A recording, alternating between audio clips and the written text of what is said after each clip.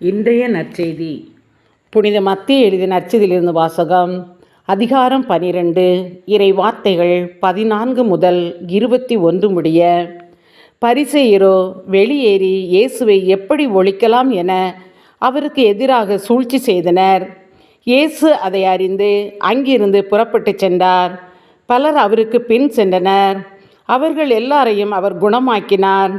தம்மை குறித்து வெளிப்படையாக பேச வேண்டாம் என அவர்களிடம் அவர் கண்டிப்பாய் சொன்னார்.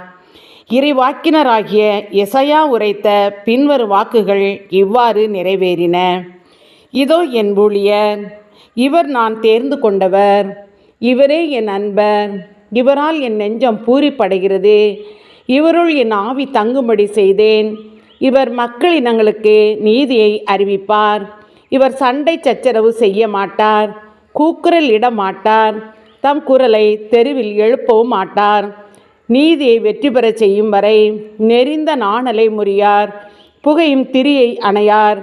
எல்லா மக்களினங்களும் இவர் பெயரில் நம்பிக்கை கொள்ளும். இது கிறிஸ்துவின் நற்செய்தி. கிறிஸ்துவே உமக்கு புகழ். அப்பா, குழந்தை பாக்கியம் இல்லாத பிள்ளைகளுக்காக ஜெபிக்கிற தகப்பனே, அவர்கள் மீது நீர் மனம் இறங்குங்கப்பா. ஏசாயா 66:9 நீர் சொல்லப்பட்டிருப்பது போல பேர்காலத்தை ஏற்படுத்தி நான் மகப்பேரை தடை செய்வேனோ, மகப்பேருக்கு காரணமான நான் கருப்பையை அடைத்து விடுவேனோ என்கிறீரப்பா. நீர் கருப்பையை திறந்து கொடுத்து ஆசீர்வதிக்கும்படியாக ஜெபிக்கிறப்பா. ஒவ்வொரு பிள்ளைகளும் அப்பா கண்ணீரோடு நோக்கி கூவி அழைக்கிறார்கள் தகப்பனே. அவர்களுக்கு குழந்தை பாக்கியத்தை கட்டளையிடுங்கப்பா. உம்மாலே கூடாத காரியம் எதுவுமே இல்லை தகப்பனே. கர்ப்ப பாத்திரத்தை திறந்து கொடுத்து ஆசீர்வதித்து ஒரு கர்ப்பத்தின் கனியை நீர் கொடுத்து ஆசீர்வதிக்க முடியாது ஜெபிக்கிறப்பா. இயேசுவின் நாமத்தினால் ஜெபிக்கிறோம் எங்கள் நல்ல பிதாவே.